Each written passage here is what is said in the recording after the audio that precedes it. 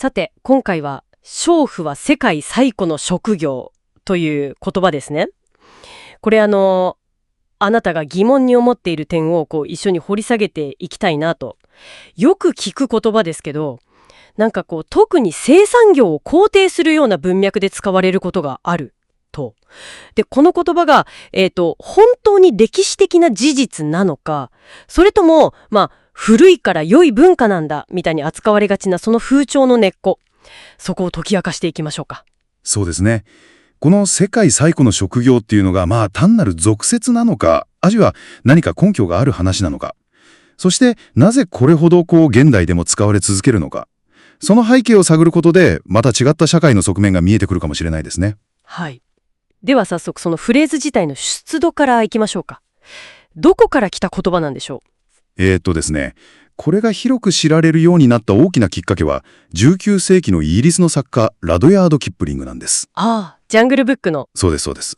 有名な。彼の1889年の短編小説で、街の壁の上でっていう作品があるんですが、そこにラリドゥという娼婦が出てくるんです。で、彼女が作中で、私の職業より古い職業はないわ、と言うセリフがあるんですね。へえ、キップリングの小説の一節だったんですね。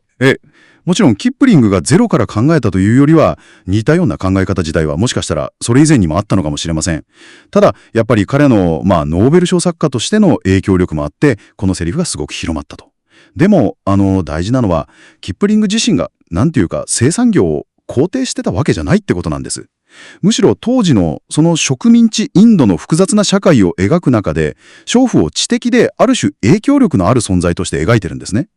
単なる被害者じゃなくて、情報通でちょっと策略家みたいな、人間味のあるキャラクターとして。なるほど。じゃあその小説の文脈とか、キャラクターの設定とかは関係なく、そのセリフだけが一人歩きしてしまったと。キップリングも言ってるんだから歴史あるものなんだ、みたいに、後から都合よく使われた側面が大きいわけですね。そういうことだと思いますね。はい。じゃあ歴史的に見て本当に最古なのかどうか、ここはどうなんでしょう？それはもう明確に違いますね。違うんですね。はい。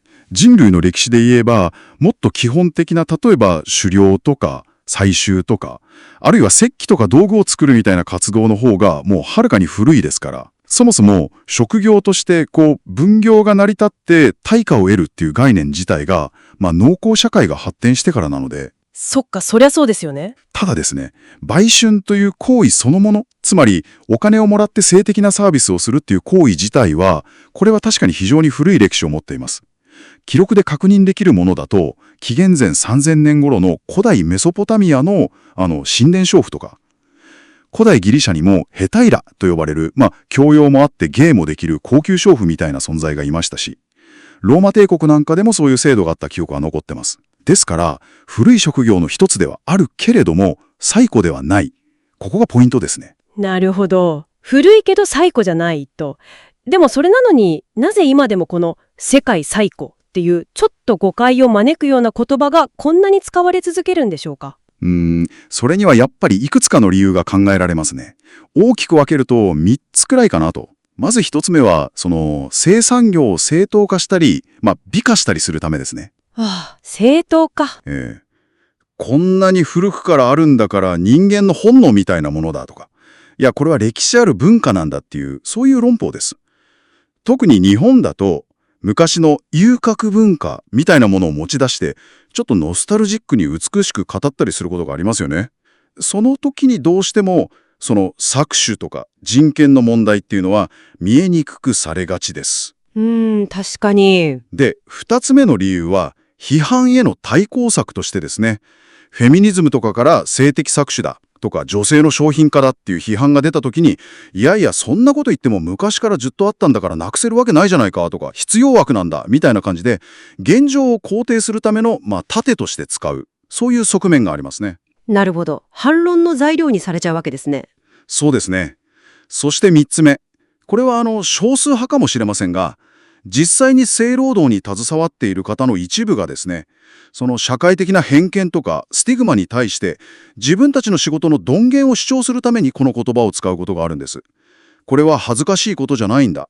歴史的に存在してきた労働なんだっていう自己肯定の文脈ですね。それはまた全然意味合いが違ってきますね。例えばそのサービスを利用する側の男性が、これは歴史ある文化なんだっていうのと、働く側の方が偏見に対抗して、これも歴史ある仕事だっていうのでは、その言葉の重みが全然違う。まさしく。そこは本当に分けて考えないといけない点ですね。その言葉を誰がどういう意図で使っているのか、自己肯定なのか、それとも搾取の構造を隠すための言い訳なのか、その文脈をしっかり見極める必要があります。そしてそもそも論として、古いから良い、伝統だから正しいっていうその考え方自体、これなんか日本だと特に反論しにくい空気があるような気がするんですが、どうでしょう？それは鋭いですね。確かに日本社会では、和をもって人しとなす的な文化とか、あるいは明治以降にある種意図的に作られた伝統みたいなものも少なくないという背景もあって、伝統という言葉が、なんていうか思考停止させるための便利な言葉になりやすい傾向はあるかもしれませんね。免罪符みたいな。そういう側面はありますね。昔からこうだからって言われると、なかなか異を唱えにくいというか、もちろん他の国でも伝統的価値観っていうのは政治とか宗教と結びついて使われることはあります。アメリカの建国の理念とか、中国の儒教とか、ロシアの家族観とか、いろいろありますけど、ただ日本の場合はその伝統っていう言葉自体が持つある種の有無を言わせない圧力みたいなものが相対的に強いのかもしれないとは感じますね。でもよくよく考えれば、古いイコール正しいでは全くないですよね。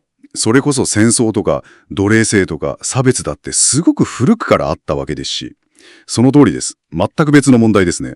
というわけで、ここまで娼婦は世界最古の職業ということについて掘り下げてきました。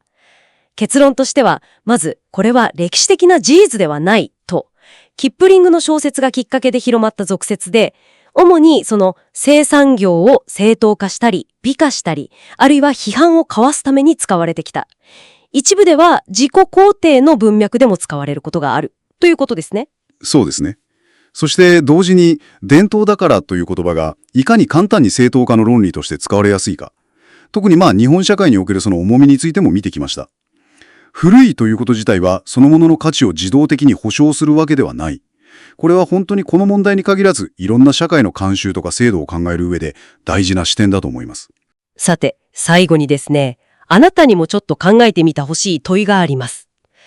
誰かが歴史とか伝統とかいう言葉を持ち出すとき、それが過去から謙虚に学ぼうとする姿勢とか、自分たちのアイデンティティを確認するための自己肯定なのか、それとも本当は向き合うべきちょっと都合の悪い現実から目をそらすための正当化のレトリックなのか。私たちはその違いをどうやって見抜いていけばいいんでしょうか。今回の話がそのヒントに少しでもなれば嬉しいです。Okay, so you've probably heard it before, right? Prostitution is the oldest profession in the world. It's one of those sayings that's just everywhere.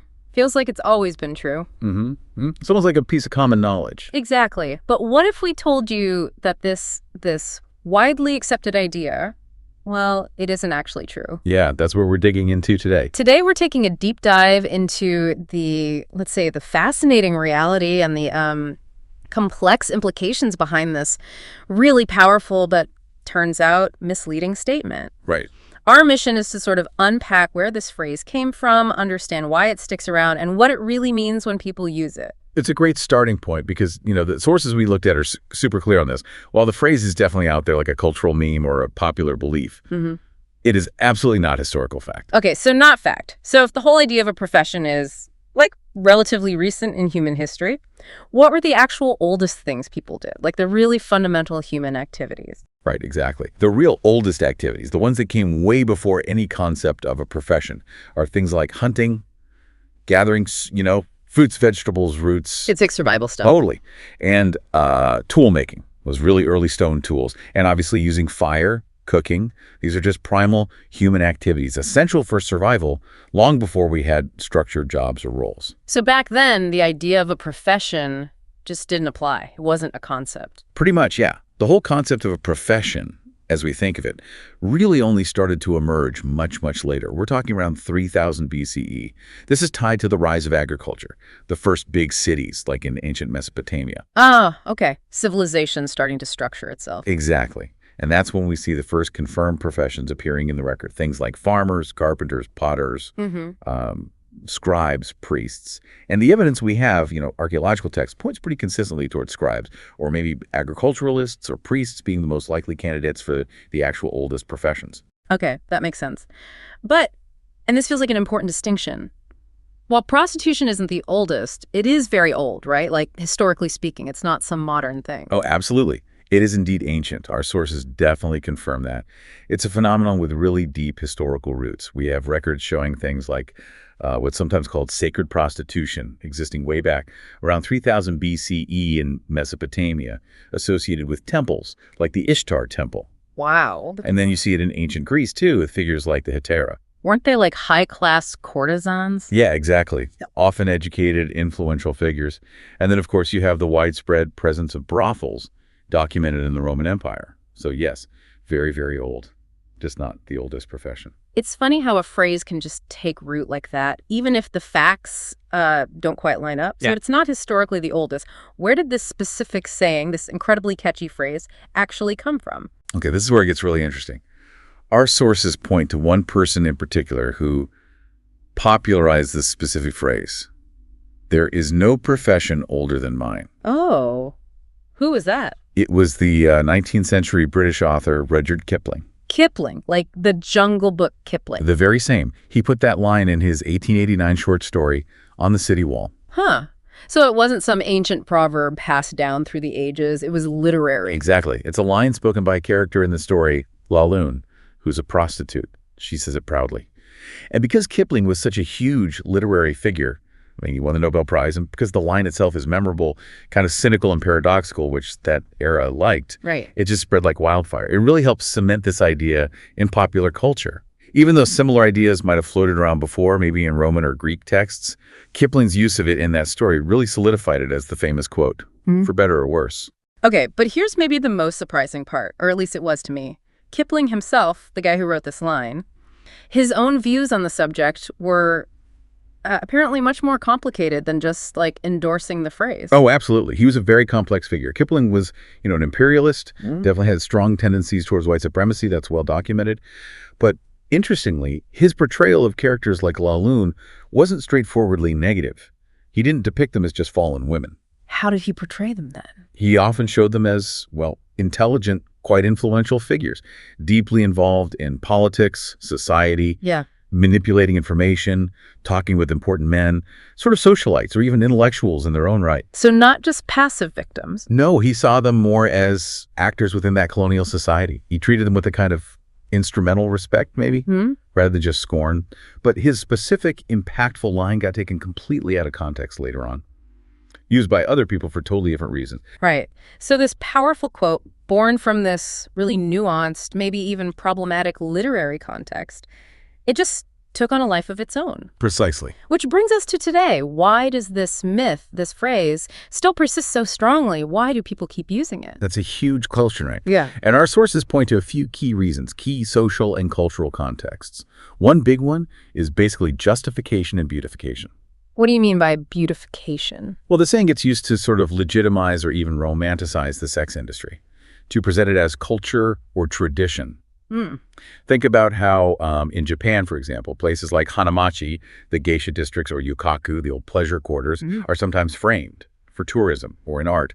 It's presented in this very aestheticized way. I see. Kind of glossing over the potentially harsher realities. Exactly. It acts like a buffer, sort of improving the image, making it seem less controversial, more like heritage. And it's not just about making it look nicer, is it? There's another angle, too. Yeah, another major context is criticism evasion. And maybe even a kind of counter-feminism.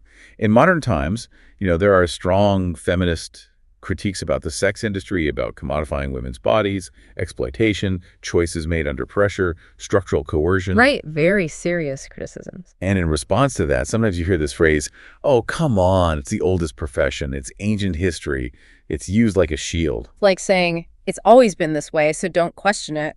Exactly. It's a form of what our sources call traditionalist rhetoric. The implication is, this is culture, this is history, so stop criticizing it. It tries to shut down the conversation. That's a pretty effective, if maybe slightly manipulative, tactic. But hang on. Our sources also mentioned something almost contradictory, people within the industry using it. You did, yes. And this is really important and nuanced. Some individuals who actually work in the sex industry also use this phrase. Why would they do that? For them, according to our sources, it can be a form of self-affirmation, a way to claim dignity. It's like saying, my work isn't shameful, it's historical, it's a form of service labor, and it deserves respect. So reclaiming the phrase for a totally different purpose. Exactly. It's a really nuanced aspect of how this phrase operates, and it's crucial not to overlook that perspective. Okay, so you just mentioned self-affirmation. This implies that the meaning of the phrase really changes depending on who is saying it, doesn't it? It absolutely does. Yeah. This is what our sources call the crucial asymmetry. It's vital to understand this difference. When a provider, meaning a sex worker, uses the phrase, it can be, as we said, a genuine act of self-affirmation, claiming occupational respect. Right. My work has history, it has value. Precisely. It's about saying, this isn't an inferior job, or I'm not just being exploited. It functions as a kind of self-protective statement. But the dynamic flips completely when it comes from the other side, say, from a client. Completely. When a receiver, typically a client, often male, uses the phrase, our sources describe it as dubious. Dubious how? Well, the intention is often quite different. It's frequently used to justify their own actions, their pleasure, maybe their spending, cloaking it in this kind of noble disguise of culture or history. Ah, so it becomes a way to sidestep uncomfortable questions. Exactly. It conveniently obscures the underlying issues that might be present, things like poverty, gender inequality, potentially exploitative structures. It lets them avoid confronting their own role, their own agency, or the power imbalances that are often inherent in the transaction. Wow. So the exact same words, but meaning wildly different things. One is about claiming dignity. The other is about potentially justifying exploitation. Precisely. And our sources really stress this. Ignoring that difference, pretending, oh, both sides are saying the same thing, is really dangerous. It flattens a complex reality and can end up legitimizing harmful dynamics. That distinction is really powerful. It makes you think about the power of language and context. And this connects to a broader point you mentioned earlier, the whole idea of its tradition. This phrase gets used everywhere as a justification, right? But maybe with special force in some places. Yes, it's fascinating how universally that concept, its tradition, is used as a defense mechanism almost. But its weight varies. In Japan, for instance, our sources suggest tradition carries particular power. Why is that? There are a few factors. There's often a cultural emphasis on group harmony, a tendency to prioritize precedent and custom over, say, individual logic. Plus, kind of ironically, a lot of things presented as ancient Japanese traditions were actually created or formalized much more recently, like during the Meiji era, but framed as timeless. So tradition becomes this almost sacred shield against criticism. Pretty much. It can become unassailable. Our sources even use the term thought-stopping indulgence, basically. Invoking tradition shuts down any further critical thinking or debate about it. It's tradition, end of discussion. Right. But Japan isn't unique in using this tactic, of course. Other countries do it too, just maybe with different flavors. In China, you might hear Confucian family values, emphasized to push back against perceived Western corruption. Okay. In Russia, traditional family values, often linked to the Orthodox Church, are used to justify policies impacting LGBTQ+ rights or feminism. All right, that's definitely in the news. In India, sometimes things like the caste system or certain patriarchal norms get defended by invoking ancient sacred culture. And even here in the United States, think about how conservative discourse often invokes the founding fathers or Christian values as shorthand for traditional American values. So it's a global strategy using tradition to justify the status quo or resist change. It is. But the key point from our sources is that while it's global, the weight it carries, how unquestionable it seems, can differ. And in places like Japan, that idea of tradition equals justice, no argument allowed, can be particularly strong. Okay, wow. We've covered a lot of ground here. So just to recap for everyone listening, we've basically established that prostitution is the oldest profession, is, well, a myth, a powerful cultural meme, but not historical fact. Right. The real oldest human activities were things like hunting, gathering, tool making. long before professions even existed. And we trace the popular phrase back to, surprisingly, Rudyard Kipling and his rather complex literary depiction. A depiction that got taken out of context and used in all sorts of ways. Yeah, used sometimes to justify or romanticize the sex industry, sometimes to deflect criticism, and sometimes, quite differently, as a form of self-affirmation by workers themselves. That provider versus receiver distinction being really key there. Absolutely. And then we looked at the broader power of saying it's tradition, how that's a global tactic, but particularly potent in some cultures like Japan, often used to mask deeper issues or inequalities. Yeah, that connects everything together nicely. So connecting these dots, it really makes you ask, doesn't it? When does calling something history or tradition actually empower people? And when does it just become a convenient smokescreen? A way to avoid looking at uncomfortable truths about power, about exploitation. That's the core tension, isn't it? How do we read these narratives critically? What's the real story behind the story we're told? What stands out to you listening as the main takeaway here about interpreting history? And maybe here's a final thought to leave you with. If we take seriously the idea that, wrong is wrong regardless of how old it is, how does that challenge us to look again at other long-standing traditions in our own societies, especially the ones that might be quietly perpetuating some kind of control or inequality? What else are we maybe accepting just because, well, that's how it's always been?